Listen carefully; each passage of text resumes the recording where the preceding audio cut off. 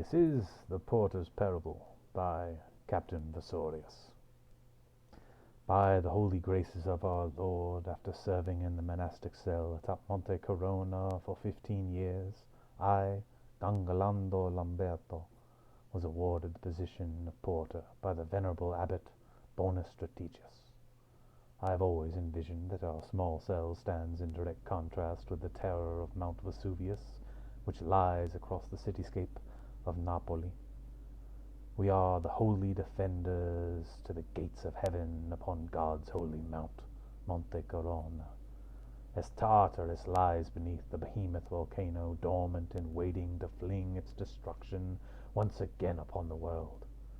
The abbot has always been in my mind the chief porter to the kingdom of heaven here in our cell, and now as his cloister's porter, I will hold some tiny part of that responsibility. With this new duty given to me, I vowed to protect my brothers and the sanctity of our cell. It was strange to receive visitors after dusk, but on my first week of duty, a ship lazily pulled into the harbor of Napoli late in the day, with 3 travelers from the east bound for our cell. The first to arrive knocked loudly on the door with his foot. As I was in the newly built gatehouse attached to the porter's cell, I heard the commotion and quickly went to see who had made their way up the switchback path to our cloistered cell, calling out, "Thanks be to God!" But I received no response.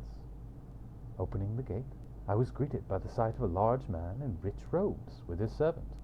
His large face was beaded with sweat from the climb up the hill. He revealed himself to be a priest sent by the famous patrician Theodosius in Constantinople to a gathering of bishops in Rome.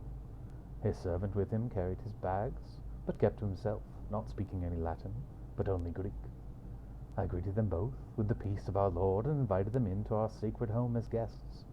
Showing the priest, whose name was Palladius, to the guest house, he and I prayed together as the abbot was currently in the middle of Vespers lecture with the rest of the monks in the oratory. I prepared a bowl of water and washed the dust from his feet, saying, "We have received thy mercy, O Lord, in the midst of thy temple." However, when I turned to the feet of his servant, Palladius snapped at me. "I've had enough of this Italian buffoonery. Take me to the abbot, or bring him here. I cannot stand another moment of your pawing about. And bring some hot food. We will starve to death if you don't hurry yourself." "I will hurry, with the grace of our Lord," I replied. It had been quite some time since words so sharp and harsh had pierced my ears, but I intended to comply with the priest's wishes quickly, rushing out the door.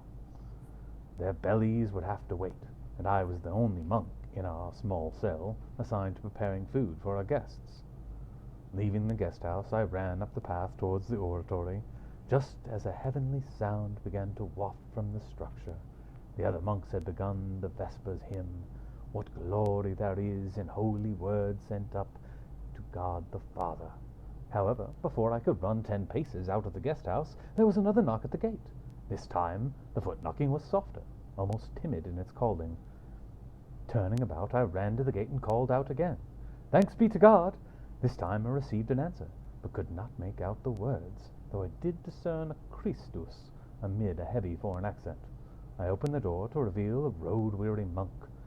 His wild hair stuck out in many strange directions as the stink of sea travel hit my nostrils like the fumes of Mount Vesuvius. Greeting him with the peace of our Lord, I invited him in also, though I was suspicious of his attire. He seemed to me to be a wandering monk. This is the worst kind of monk, who roam the countryside looking for poor peasants to swindle for a few nights' food and rest. However, he claimed his name was Iaphagos and to be from a far-off monastery on the border of Scythia, which his accent attested to as he spoke Latin with an atrocious drawl. Begrudgingly, I led him to the oratory to join the other monks in Vespers hymn. The heavenly chorus had lulled slightly as we approached the oratory, which sat atop a small rise in the midst of our monastery. I led him around to the side door near the dormitory and quietly led him in as another glorious crescendo in music burst forth from my brother's lips. The candle-lit chamber was filled with God's most holy praises by my brethren, but they were not alone. as the strange bedraggled monk beside me had begun to sing with them. His voice came in most unearthly tones that have ever touched my ears. I was spellbound while he sang, losing all track of time and space as the majesty of our Lord shone through him. The heavenly chorus sung to the shepherds on the first Christmas was revealed to me anew. Never had I heard such beautiful sounds, much less from such a meek and mild being. We were blessed upon this day to have such wondrous song emerging from humble lips. I introduced Iaphagos, with a heavenly voice, to the rest of the cell, and he was greeted kindly by the abbot, and welcomed to stay with us as long as he desired. Remembering my duties, I then quickly led the abbot to the guest house to meet priest Palladius. However, coming down the hill from the oratory, we found the gates to the monastery swinging wide open. The creak of the hinges was grating upon my ears, a sharp contrast to the splendid songs of vespers.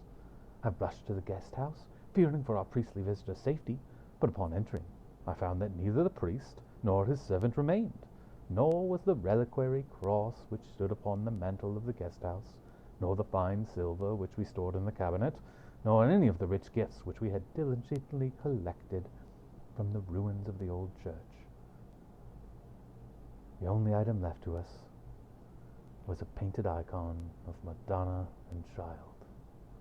I, Don Galando Lamberto, write these words and leave them here for my successor, that he may learn from my most unworthy nature of the duties of a porter. May the grace of the Almighty shine down upon him.